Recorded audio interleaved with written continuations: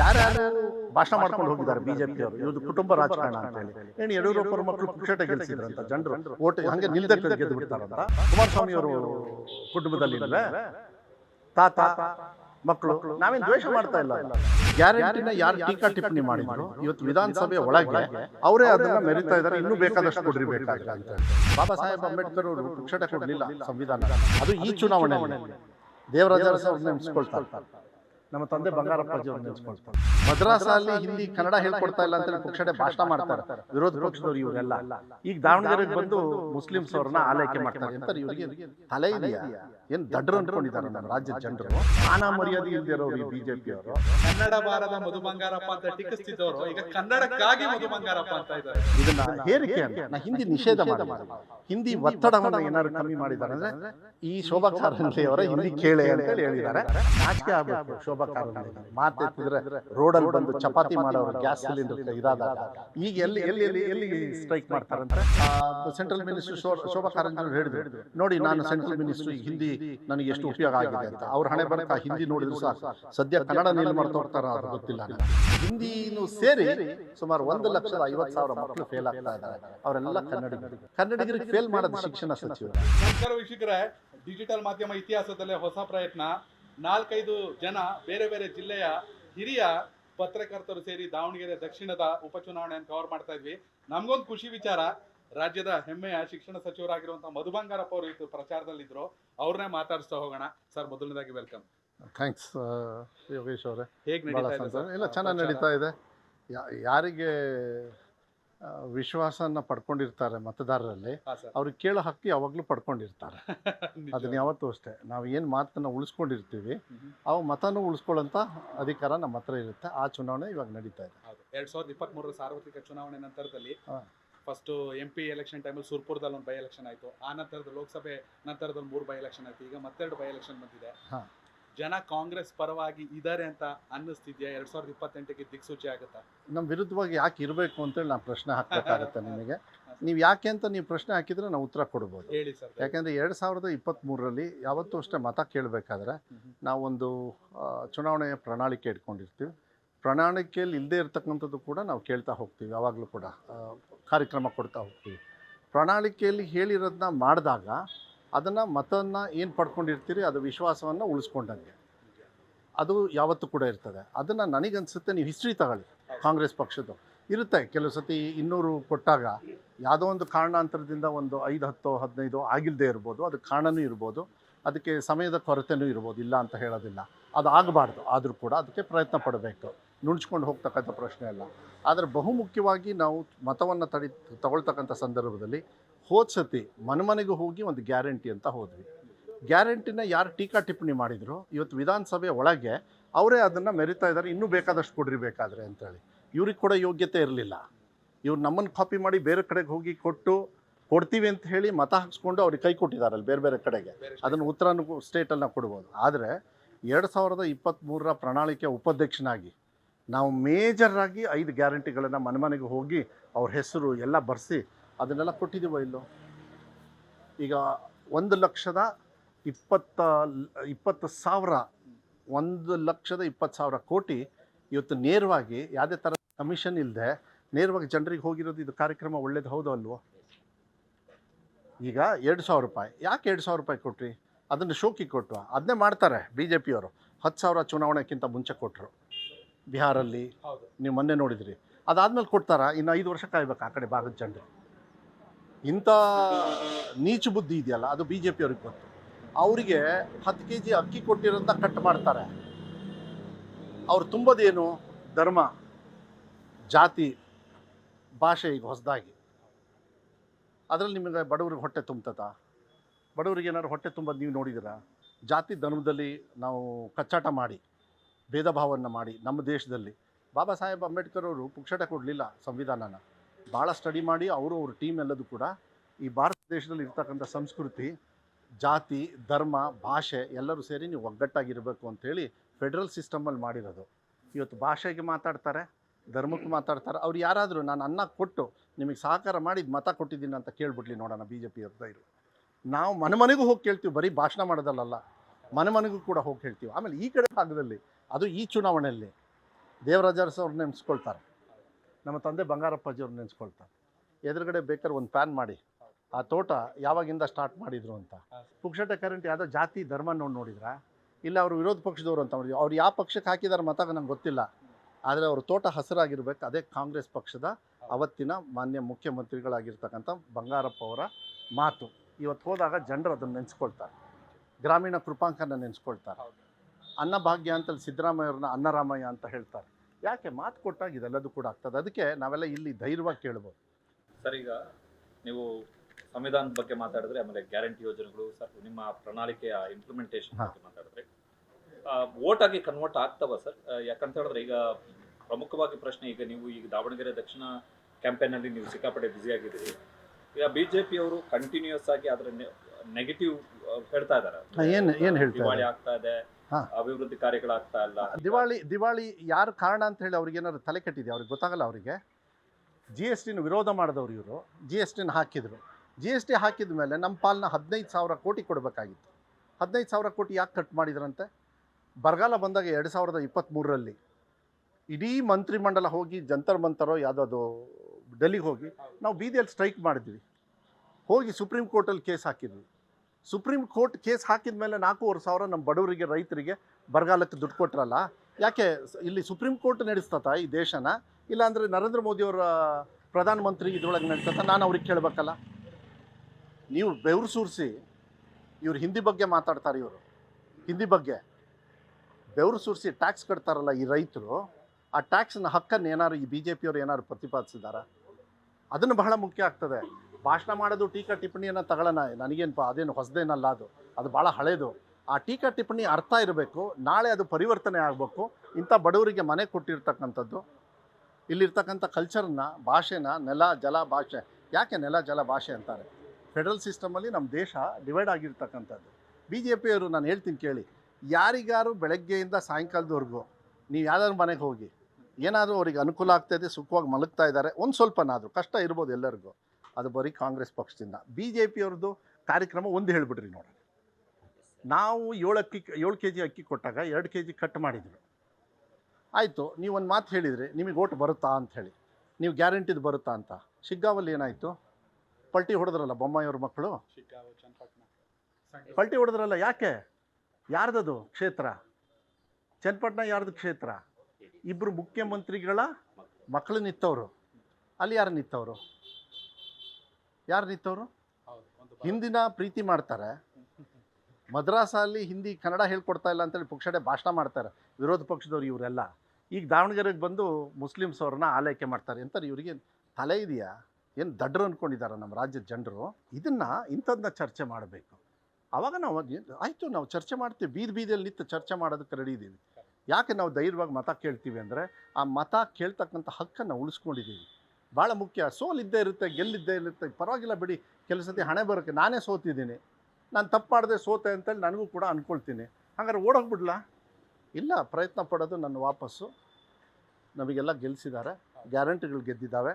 ಯಾರ್ಯಾರು ಟೀಕಾ ಟಿಪ್ಪಣಿ ವಿಧಾನಸಭೆಯಲ್ಲಿ ಮಾಡಿದ್ರು ಅವರೆಲ್ಲರೂ ಕೂಡ ನಾವೇನು ವಿರೋಧಿಗಳಲ್ಲ ಗ್ಯಾರಂಟಿದು ಅಂತ ಹೇಳ್ತಾರೆ. ಇದಕ್ಕೇನಂತೀರಿ? ಅವ್ರದ್ದೇ ತಗೊಳ್ಳಿ, ಎಲ್ಲ ಹಿಂದಿಂದೆಲ್ಲ ರಿಮೈಂಡ್ ಮಾಡಿ ಹಾಕಿ.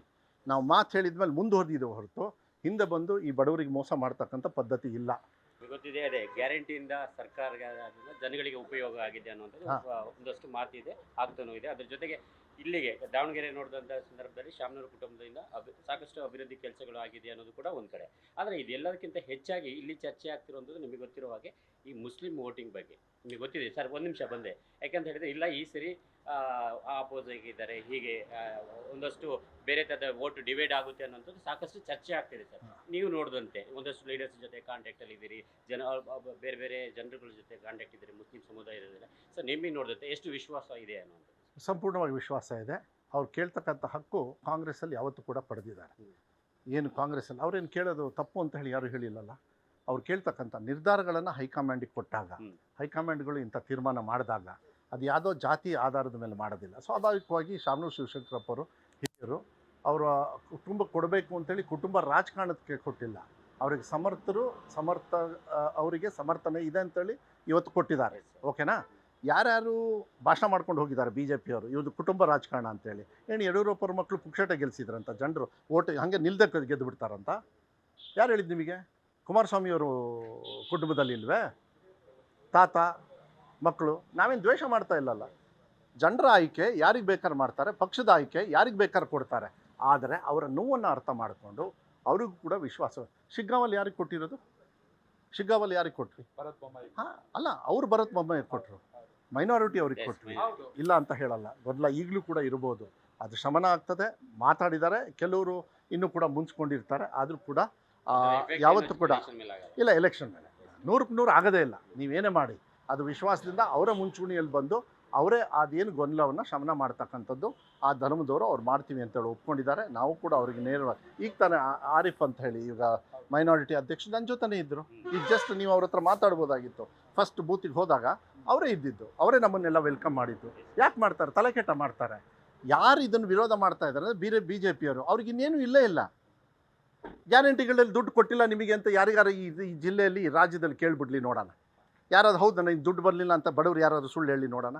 ಇವ್ರು ಬೇಕಾದ್ರೆ ಸುಳ್ಳು ಹೇಳ್ಬಿಡ್ತಾರೆ, ನಮ್ಮ ಮನೆಗೆ ಯಾರು ಬಂದಿಲ್ಲ. ಅವ್ರ ಡ್ರೈವರ್ಸು, ಅವ್ರ ಮನೇಲಿ ಆಳು ಎಲ್ಲರೂ ಕೂಡ ಬದುಕ್ತಾ ಇರೋದು ಸಿದ್ದರಾಮಯ್ಯವರ ಈ ಗ್ಯಾರಂಟಿ ಯೋಜನೆಗಳಿಂದ. ಅವ್ರ ಪುಕ್ಷಟೆ ಕರೆಂಟು ಬಿ ಜೆ ಪಿಯವ್ರ ಮನೇಲೂ ಕೂಡ ಇವತ್ತು ಏನಾರು ಹೊಲ ಹಸರಾಗಿದೆ ಅಂದರೆ ಕಾಂಗ್ರೆಸ್ ಪಕ್ಷದಿಂದ ಬಂಗಾರಪ್ಪ ಅವ್ರು ಕೊಟ್ಟಿರೋದು ಅವತ್ತು ಮರೆಯೋಕ್ಕಾಗಲ್ಲ. ಅದಕ್ಕೆ ಯಾವಾಗಲೂ ಕೂಡ ನಾವು ಧೈರ್ಯವಾಗಿ ಮತ ಕೇಳ್ತಕ್ಕಂಥ ಸಂದರ್ಭದಲ್ಲಿ ನುಣ್ಚಿ ಹೋಗ್ತಕ್ಕಂಥದ್ದಲ್ಲ, ಧೈರ್ಯವಾಗಿ ವಿಶ್ವಾಸದಿಂದ ಕೇಳಬೇಕಾಗತ್ತೆ. ನಮ್ಮ ಕರ್ತವ್ಯ ನಾವು ಮಾಡಿದ್ದೀವಿ. ಒಬ್ಬ ಶಿಕ್ಷಣ ಸಚಿವನಾಗಿ ಭಾಳ ಒಂದು ದೊಡ್ಡ ಇಲಾಖೆಯನ್ನು ಕೂಡ ನಾವು ನಡೆಸ್ತಕ್ಕಂಥ ಭಾಳ ದೊಡ್ಡ ಸಮಸ್ಯೆ ಇರೋ ಇಲಾಖೆ ಒಂದು ಹಂತಕ್ಕೆ ತಂದಿದ್ದೀವಿ. ಇನ್ನೂ 80% ಸರಿ ಮಾಡೋದಿದೆ. ಹಂತವಾಗಿ ಸರಿ ಮಾಡ್ತಕ್ಕಂಥ ವಿಶ್ವಾಸ. ಎಂಡ್ ಆಫ್ ದ ಡೇ ಒಳ್ಳೆ ಕ್ವಾಲಿಟಿ ಆಫ್ ಎಜುಕೇಷನ್ನ ಮಕ್ಕಳಿಗೆ ಸಮಾನತೆಯ ಶಿಕ್ಷಣವನ್ನು ಎಲ್ಲ ಮಕ್ಕಳಿಗೂ ಸಿಗಬೇಕು ಅನ್ನೋದು ಸಿದ್ದರಾಮಯ್ಯ ಅವರ ಒಂದು ಕನಸು, ಡಿ ಕೆ ಶಿವಕುಮಾರ್ ಅವ್ರ ಕನಸು. ಅದನ್ನು ನನಸು ಮಾಡೋದಕ್ಕೆ ನನಗೆ ಕೊಟ್ಟಿದ್ದಾರೆ, ನಾವು ಮಾಡ್ತೀವಿ. ಎಸ್, ಈಗ ಬಾಗಲಕೋಟೆ ಮೇಲೆ ದಾವಣಗೆರೆ ದಕ್ಷಿಣ ವಿಧಾನಸಭೆ ಚುನಾವಣೆ ಇದೆ. ಇದು ಕಾಂಗ್ರೆಸ್ ಮತ್ತು ಬಿಜೆಪಿ ಚುನಾವಣೆ ಅಲ್ಲ.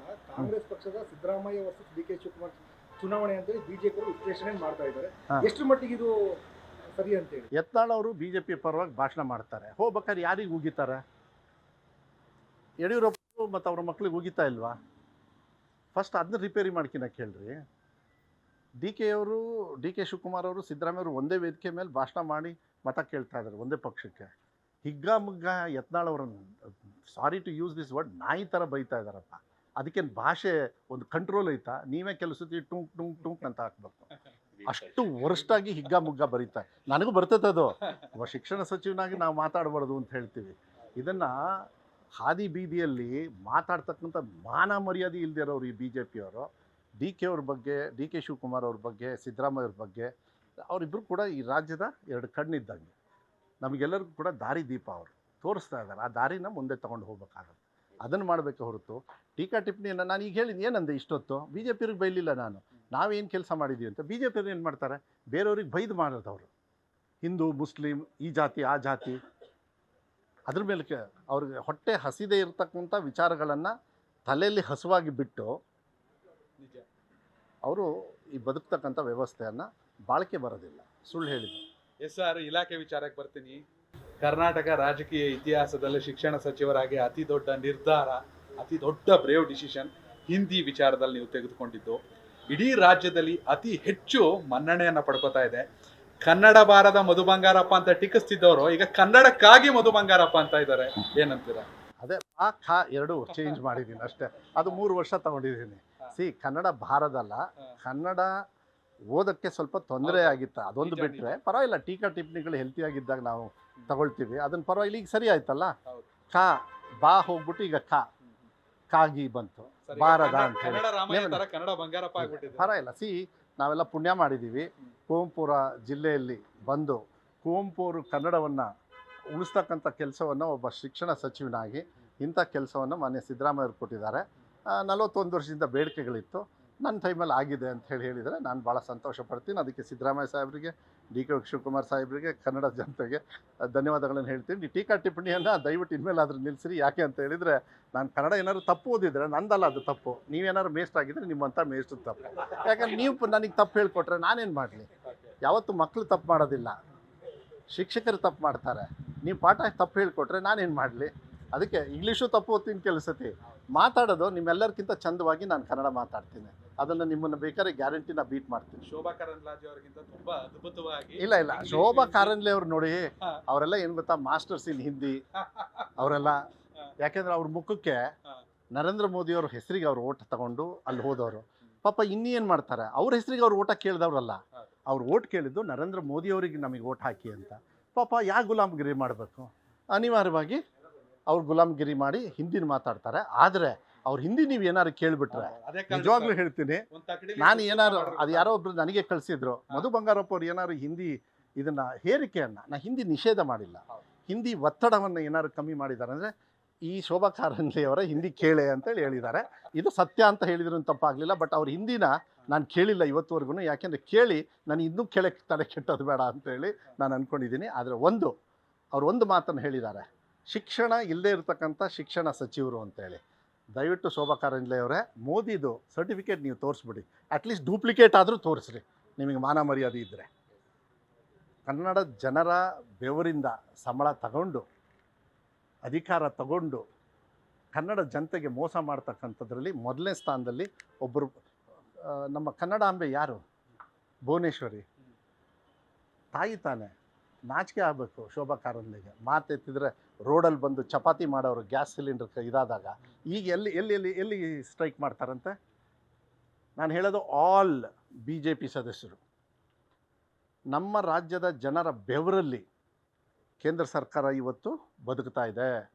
13% ನಾವು 13% ಟ್ಯಾಕ್ಸ್ ಕಲೆಕ್ಷನ್ ಕೊಡ್ತಾ ಇದ್ದೀವಿ. ಯಾರಾದ್ರು ಈ ಸಂಸದರು ಮಾತಾಡಿದಾರಂತ? ಆ ಅಭಿಮಾನನ ಹಿಂದಿಗೆ ತೋರಿಸಿದ್ರಲ್ಲ, ನಾನು ತೋರಿಸ್ಬೇಡಿ ಅಂತ ಹೇಳ್ತಾ ಇಲ್ಲ. ನಾವು ನಮ್ಮ ಮಕ್ಕಳಿಗೆ ಒತ್ತಡ ಏನೇ ಇದ್ರೂ ಕೂಡ ಅದನ್ನು ಇನ್ನೂ ಕಮ್ಮಿ ಮಾಡ್ತೀವಿ, ಹಿಂದೆ ಸರಿಯೋದಿಲ್ಲ.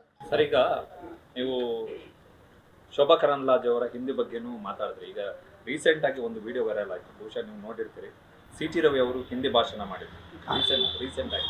ಈಗ ಪಾಪ CT ರವಿ ಅವರು ಅವ್ರೇನಿದ್ದು ಹೇಳಿದ್ರು ಇಲ್ಲೋ, ಯಾವಾಗ ಹೋಗಿ ಮಡ್ರಾಸಲ್ಲಿ ತಮಿಳ್ ಒಂದು ಸತಿ ಮಾತಾಡಿ, ಇಂಗ್ಲೀಷ್ ಮಾತಾಡಿ, ಹಿಂದಿ ಮಾಡಿಸಿ ಬಿಡಿ, ಪರವಾಗಿಲ್ಲ. ಈಗ ನೋಡಿ, ನಾನು ಹಿಂಗೆ ಹೇಳ್ತಾ ಹೋಗ್ಬೇಕಂದ್ರೆ ವಿಜೇಂದ್ರ ಅವರು ಈ ರಾಜ್ಯದ BJPಯ ಅಧ್ಯಕ್ಷರು, ಈ ರಾಜ್ಯವನ್ನು ಆಳಿರ್ತಕ್ಕಂಥವ್ರು, ಆ ಪಕ್ಷ ಅವರೇನು ಆಳಿಲ್ಲ. ನಿಜವಾಗ್ಲೂ ಹೇಳ್ತೀನಿ, ಹಿಂದಿನ ಅರ್ಥ ಮಾಡ್ಕೊಳ್ದೆ, ಏನು ಅಂತ ಅರ್ಥ ಮಾಡ್ಕೊಳ್ದೆ, ಮಕ್ಕಳ ಕಷ್ಟ ಅರ್ಥ ಮಾಡ್ಕೊಳ್ದೆ, BJP ರಾಜ್ಯಾಧ್ಯಕ್ಷ ಈ ರಾಜ್ಯವನ್ನು ಆಳಿದವರು. ಆ್ಯಕ್ಚುಲಿ ರಾಜ್ಯವನ್ನು ಆಳಿಲ್ಲವರು, ಬೇರೆಯವ್ರ ಸಹಕಾರದಿಂದ ಬಂದು ಆಳಿದವರು. ಈ ಥರ ಹೇಳ್ಕೊಂಡು ಹೋದರೆ ಈಗ ಹಿಂದಿ ದಿವಸ, ಈಗ ಫಾರ್ ಎಕ್ಸಾಂಪಲ್ ನೀವು ತಮಿಳುನಾಡಿನ ಬಗ್ಗೆ CT ರವಿ ವಿಚಾರ ಇತ್ತಿದ್ರೆ, ಈಗ ತಮಿಳುನಾಡಿನಲ್ಲಿ ಈಗ ಕೇಂದ್ರ ಸರ್ಕಾರದ ಯಾವುದೇ ಕಾರ್ಯಕ್ರಮಗಳಿದ್ರು ಕೂಡ ದ್ವಿಭಾಷೆಯಲ್ಲಿ ಆಗುವಂಥದ್ದು, ತಮಿಳು ಮತ್ತು ಇಂಗ್ಲೀಷ್ನಲ್ಲಿ. ಈಗ ಕರ್ನಾಟಕದಲ್ಲಿ ಸಿಕ್ಕಾಪಟ್ಟೆ ಏರಿಕೆ ಆಗ್ತಾ ಇತ್ತು. ಫಾರ್ ಎಕ್ಸಾಂಪಲ್ ಈಗ ರೋಡ್ಗಳಲ್ಲಿ ಕಿಲೋಮೀಟರ್ಗಳ ಏನು ಮೈಲಿಗೆಲ್ಲ ಹಾಕ್ತಾರೆ, ಅದರಲ್ಲೂ ಕೂಡ ಫಸ್ಟ್ ಇಂಗ್ಲೀಷ್ ಕನ್ನಡ ಬಂದಾದ ಬಳಿಕ ಇಮಿಡಿಯೇಟ್ ಇಂಗ್ಲೀಷ್ ಇರ್ತಾ ಇತ್ತು, ಹಿಂದಿ ಇರ್ತಾ ಇತ್ತು. ಸೊ ಈ ಹಿಂದಿ ಹೇರಿಕೆಯ ವಿರುದ್ಧ ನಿಮ್ಮ 2023ರ ಚುನಾವಣಾ ಪ್ರಚಾರದ ಸಂದರ್ಭದಲ್ಲಿ ಸಿಕ್ಕಾಪಟ್ಟೆ ಪ್ರಚಾರ ಪಡೆದಂಥ ಇಶ್ಯೂ ಇದು. ಸೊ ಈಗ ನೀವೇನು ಅದರ ಹಿಂದಿಯನ್ನ ಗ್ರೇಡ್ಗೆ ತಂದಿದ್ದೀರಿ, ಅಂಕದ ಬದಲು ಗ್ರೇಡ್ಗೆ ಅಂತ ತಂದಿದ್ದೀರಿ. ಇದರಿಂದ ನಮ್ಮ ಕನ್ನಡದ ಹಿತಾಸಕ್ತಿಯ ರಕ್ಷಣೆ ಆಗುತ್ತೆ ಅಂತ ಹೇಳಿ ಭಾವಿಸ್ತೀರಿ ಸರ್? ಮಕ್ಕಳಿಗೆ ಓದ್ತಕ್ಕಂಥದ್ದನ್ನು ಆಯಿತು, ಭಾಷೆ ಕಲಿಬೇಕು ಅಂತ ಹೇಳಿದರೆ ನಮ್ಮ ರಾಜ್ಯದಲ್ಲಿ ಇನ್ನೂ 18 ಭಾಷೆಗಳಿದ್ದಾವೆ. ಎಲ್ಲದನ್ನು 4ನೇ ಭಾಷೆ, 5ನೇ ಭಾಷೆ, 6ನೇ ಭಾಷೆ ಅಂತ ಮಾಡ್ಕೊಂಡು ಹೋಗ್ತೀರಾ?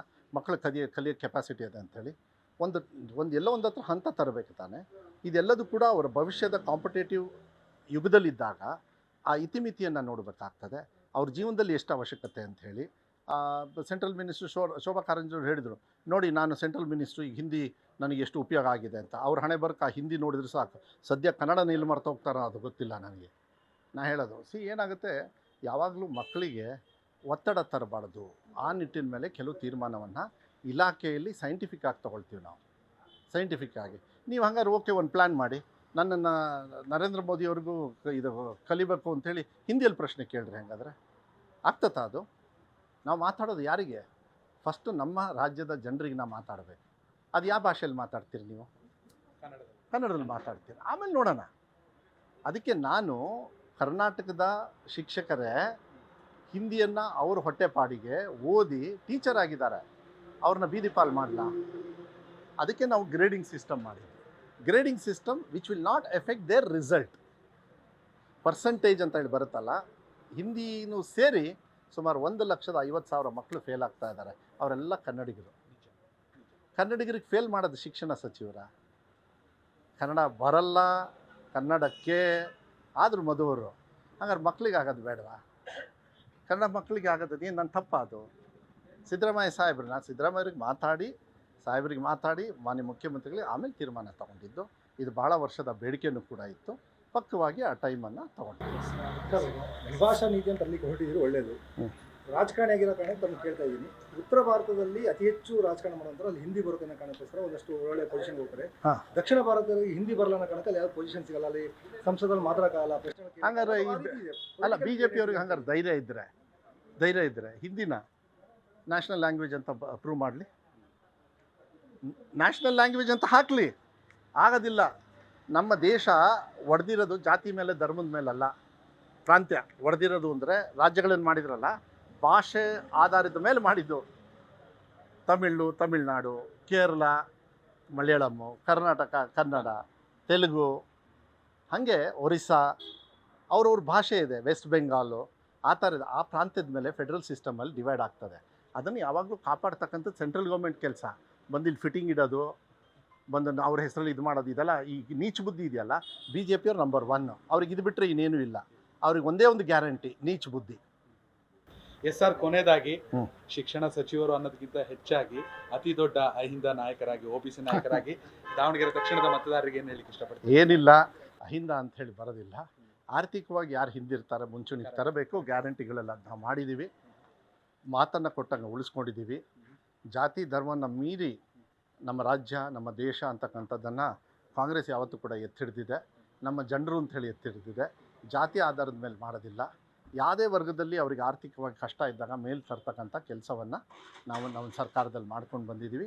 ಅದನ್ನು ದೇವರಾಜ ಅರಸು ಅವರಿಂದ ಹಿಡಿದು ಸಿದ್ದರಾಮಯ್ಯವ್ರವರೆಗೂ ಮಧ್ಯ ಅದು ಬಂಗಾರಪ್ಪಾಜಿಯವರು ಇರ್ಬೋದು, ವೀರಪ್ಪ ಮೊಯ್ಲಿಯವರು ಇರ್ಬೋದು, SM ಕೃಷ್ಣ ಅವರು ಇರ್ಬೋದು, ಧರ್ಮಸಿಂಗ್ ಅವರು ಇರ್ಬೋದು, ನೀವು ಯಾರೇ ಮುಖ್ಯಮಂತ್ರಿಗಳನ್ನ ತಗೊಂಡಾಗ ಅವರೆಲ್ಲರೂ ಕೂಡ ಒಂದು ಜನರ ಹಿತದೃಷ್ಟಿಯಿಂದ ಯಾವತ್ತೂ ಕೂಡ ಜವಾಬ್ದಾರಿ ನಡ್ಕೊಂಡಿದ್ದಾರೆ. ಈ ಗ್ಯಾರಂಟಿಗಳು ಯಾವತ್ತೂ ಕೂಡ ಇರ್ತದೆ. ಅದು ಈ ದೇಶದಲ್ಲಿ ಕೂಡ ಕಾಂಗ್ರೆಸ್ಸು ಉಜ್ವಲವಾಗಿ ಬರಬೇಕಾಗ್ತದೆ. ಯಾರು ಭಾವನಾತ್ಮಕದಿಂದ ಜನರನ್ನ ಮಳ್ಳನ್ನು ಮಾಡ್ತಾರಲ್ಲ, ಅದನ್ನು ಧಿಕ್ಕರಿಸಬೇಕು. ಕಾರ್ಯಕ್ರಮಗಳನ್ನು ಕೊಟ್ಟು ಜನರನ್ನ ಎತ್ತಿಡಿಬೇಕು ಅನ್ನೋದು ನನ್ನ ಆಸೆ. ಎಸ್ ಸರ್, ತುಂಬ ಧನ್ಯವಾದಗಳು. ಈ ಬಿಸಿ ಶೆಡ್ಯೂಲಲ್ಲಿ ನಮಗೊಂದು ಅವಕಾಶ ಮಾಡಿಕೊಟ್ರಿ, ನಮ್ಮ 4 ಜನಕ್ಕೆ ಕೂಡ ಒಳ್ಳೇದಾಗಲಿ, ನಿಮಗೂ ಒಳ್ಳೇದಾಗಲಿ. ಇಲ್ಲ, ಭಾಳ ಸಂತೋಷ. ನಮ್ಮ ಕರುನಾಡು ಅಂತ ಹೇಳಿ ನೀವೆಲ್ಲರೂ ಕೂಡ ಇಡೀ ರಾಜ್ಯವನ್ನು ಸುತ್ತುತ್ತಾ ಇದ್ದೀರಿ. ಆಗಲಿ, ಒಳ್ಳೆಯದಾಗಲಿ. ನಿಮ್ಮ ಮಾಹಿತಿಯಿಂದ ನಾವು ಹೇಳ್ತಕ್ಕಂಥದ್ದು ಕೂಡ ಶುದ್ಧವಾಗಿ ಎಲ್ಲ ಹೋಗಲಿ. ನೀವು ಕೂಡ ಕೇಳ್ತಕ್ಕಂಥ ಪ್ರಶ್ನೆ ನಂತರ ಪಕ್ಷದ ಕಾರ್ಯಕರ್ತರಿಂದ ಹಿಡಿದು ಸಾಮಾನ್ಯ ಜನರು ಕೂಡ ನಿಮಗೆ ಉತ್ತರವನ್ನು ಕೊಡಲಿ. ಅದು ನಮ್ಮ ಕರ್ತವ್ಯ ಕೂಡ. ನಾವು ಮಾತಾಡೋದು ಜವಾಬ್ದಾರಿಯಾಗೂ ಕೂಡ ಉಳಿಲಿ ಅಂತಕ್ಕಂಥದ್ದು ಹೇಳಿ, ನಿಮ್ಮ ಶ್ರಮಕ್ಕೆ ನಿಮಗೆ ಶುಭಾಶಯಗಳನ್ನು ಹೇಳಿ, ಕನ್ನಡ ರಾಜ್ಯದ ಜನರಿಗೂ ಕೂಡ ಕಾಂಗ್ರೆಸ್ ಪಕ್ಷದ ಪರವಾಗಿ ಯಾವತ್ತೂ ಕೂಡ ಆಶೀರ್ವಾದ ಮಾಡಬೇಕು. ಯಾವತ್ತೂ ಕೂಡ ಕಾಂಗ್ರೆಸ್ ಪಕ್ಷ ನಿಮ್ಮ ಪರವಾಗಿರುತ್ತೆ. ಸಮರ್ಥವಾಗಿರ್ತಕ್ಕಂಥ ಸಮರ್ಥ ಅವರಿಗೆ ಆಶೀರ್ವಾದ ಮಾಡಿ, ಸಮರ್ಥವಾಗಿರ್ತಕ್ಕಂಥ ಕೆಲಸವನ್ನು ಮಾಡಲಿಕ್ಕೆ ಅವರಿಗೆ ಸಮರ್ಥ ಇದೆ. ಅದು ಕಾಂಗ್ರೆಸ್ ಪಕ್ಷದಲ್ಲೂ ಸಮರ್ಥವಾಗಿದ್ದಾರೆ. ಆ ಸಮರ್ಥದ ಮೇಲೆ ಸಮರ್ಥವಾಗಿ ನಾನಿವತ್ತು ಮತವನ್ನು ಕೂಡ ಕೇಳಿದ್ದೀವಿ. ಅದಕ್ಕೆ ದಾವಣಗೆರೆ ಕ್ಷೇತ್ರದ ಜನತೆಗೆ ಎಲ್ಲ ಸಮರ್ಥ ಪರವಾಗಿ ಆಶೀರ್ವಾದ ಮಾಡಿ ಅಂತ ಹೇಳಿ ಬೇಡಿ, ಕ್ರಮ ಸಂಖ್ಯೆ 3 ಆಶೀರ್ವಾದ ಮಾಡಬೇಕಂತ ಕೇಳ್ತೀನಿ. ಎಸ್ ವೀಕ್ಷಕರೇ, ಸದಾ ಸಪ್ಪೆ ಆಗಿರ್ತಿದ್ದಂಥ ಶಿಕ್ಷಣ ಇಲಾಖೆಯನ್ನು ಸದಾ ಸುದ್ದಿಯಲ್ಲಿ ಇಟ್ಟವರು ಶಿಕ್ಷಣ ಸಚಿವರಾಗಿರೋಂಥ ಮಧು ಬಂಗಾರಪ್ಪ ಅವರೇ ಹೇಳ್ತಿದ್ದಾರೆ. ಅವರು ಕೂಡ ಕಾಂಗ್ರೆಸ್ ಅಭ್ಯರ್ಥಿ ಸಮರ್ಥ ಪರ ಪ್ರಚಾರ ಮಾಡ್ತಾ ಇದ್ದಾರೆ. ನೀವು ಕೂಡ ಈ ವಿಡಿಯೋ ನೋಡ್ತಾ ಇದ್ದಲ್ಲಿ ದಾವಣಗೆರೆ ದಕ್ಷಿಣದ ಮತದಾರರಾಗಿದ್ದಲ್ಲಿ ಯಾರು ಶಾಸಕರಾಗಬೇಕು ದಯವಿಟ್ಟು ಕಾಮೆಂಟ್ ಮೂಲಕ ತಿಳಿಸಿ. ಅರ್ಹರು ವಿಧಾನಸೌಧಕ್ಕೆ ಬರಬೇಕು, ನೋಡ್ಕೊಂಡು ವೋಟ್ ಹಾಕಿ. ಧನ್ಯವಾದಗಳು. ಕನೆಕ್ಟ್ ಕರ್ನಾಟಕ, ಇದು ನಿಮ್ಮ ನೆಟ್ವರ್ಕ್.